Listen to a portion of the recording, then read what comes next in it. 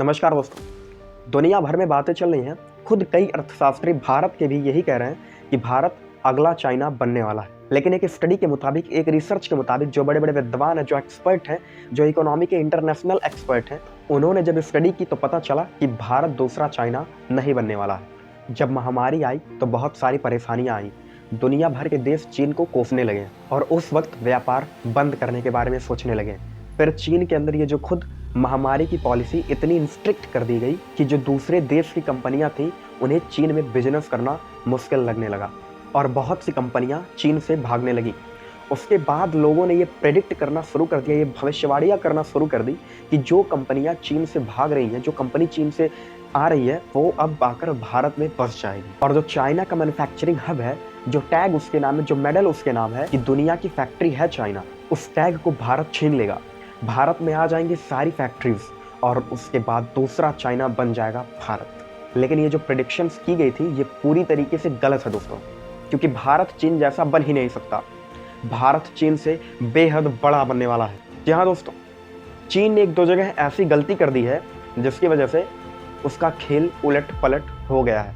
आज भारत भले ही 5th largest economy हो और चाइना 2nd लार्जेस्ट इकोनॉमी हो दुनिया की, लेकिन बहुत जल्द गेम चेंज होने वाला है। जब भारत अपने पिक पर आ जाएगा तो भारत दूसरे नंबर के लिए नहीं, पहले नंबर के लिए एम करेगा। कैसे करेगा, क्यों है ऐसा?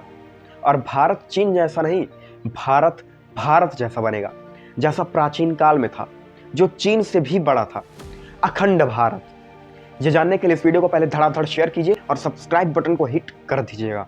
आगे बढ़ते हैं और बताते हैं आपको ऐसा कैसे होने वाला है। सबसे पहले बताते हैं आपको भारत की ग्रोथ का सबसे बड़ा कारण। भारत के पास है young man power, young working population, जबकि चीन में वर्किंग पॉपुलेशन धीरे धीरे खत्म होती जा रही है और वन चाइल्ड पॉलिसी की आदत पड़ जाने की वजह से बर्थ रेट भी डिक्लाइन होते जा रहे हैं। ऐसी स्थिति में वहां के नागरिक बेहद स्ट्रेस में जी रहे हैं, ज़्यादा काम कर रहे हैं, ज़्यादा लोगों का काम कर रहे हैं। आने वाले समय में पॉपुलेशन तो बहुत है चीन की, लेकिन बूढ़ी होने वाली संख्या बढ़ती जा रही है और जो नौजवान हैं उनके ऊपर इतना स्ट्रेस है, इतना बोझ है कि वो जल्दी ही बूढ़े हो जा रहे हैं। तो यंग वर्किंग पॉपुलेशन के मामले में भारत ने चीन को हाल ही में ही पछाड़ दिया है और भारत की इकोनॉमी ग्रो कर रही है। यहाँ के यंग एंटरप्रेन्योर्स में भी तेजी देखने को मिली है। वहीं चाइना के एंटरप्रेन्योर्स को दूसरे देशों में गलत नजरिए से देखा जाता है, क्योंकि चीन दूसरे देशों की जासूसी भी करवा लेता था। इस चीज को खुद अमेरिका ने महसूस किया और यहाँ तक कि कई सारी कंपनियों को बैन तक कर दिया। वहीं भारत के उद्योगपति जैसे टाटा हैं, अडानी हैं, अंबानी हैं, ये जब दूसरे देशों में व्यापार करते हैं तो इनका स्वागत किया जाता है। आप समझ रहे हैं ना दोस्तों हम क्या कहना चाह रहे हैं? यहाँ की प्रोडक्टिव वर्कफोर्स की ताकत का अंदाजा दुनिया ने तब लगाया जब ज़्यादातर देश महामारी के बाद अपने व्यापार और व्यापारियों को ट्रैक पर लाने की कोशिश कर रहे थे। तब भारत अपनी इकोनॉमी को स्टेबल रख पाया था और यहाँ पे नए नए व्यापार के अवसर भी पैदा होते रहे। भारत जैसे दुनिया भर के लिए एक वर्कशॉप की तरह उभर कर आया था। दोस्तों, भारत की इकोनॉमी 2000 के दशक के बाद से इतनी तेजी से आगे बढ़ रही है कि हर 5 साल में इसका साइज डबल हो रहा है। ऐसा कैसे हो रहा है, आइए जानते हैं। ये हुआ गवर्नमेंट पॉलिसी को थोड़ा सा इजी बना देने से। भारत की कामयाबी का दूसरा कारण है, भारत जब आज़ाद हुआ तब भारत ने बिजनेस सेक्टर्स में ज़्यादातर वही लिमिटेशंस और पॉलिसी चलती थी जो ब्रिटिश राज ने अपने फ़ायदे के लिए बनाई थी। जैसे अगर किसी को अपना बिजनेस स्टार्ट करना है तो उसके लिए अनेकों लाइसेंस लेने पड़ते थे और उसे समय समय पर रिन्यू भी कराना पड़ता था और गवर्नमेंट का हर तरीके से इंटरफेयर रहता था। इस तरह की पॉलिसी की वजह से लोग बिजनेस करना ज़्यादा पसंद नहीं करते थे। लेकिन 1991 के बाद से इस तरह की पॉलिसी में बदलाव किए गए, जो जाहिर है कि एक बार नहीं, धीरे धीरे करके किए गए।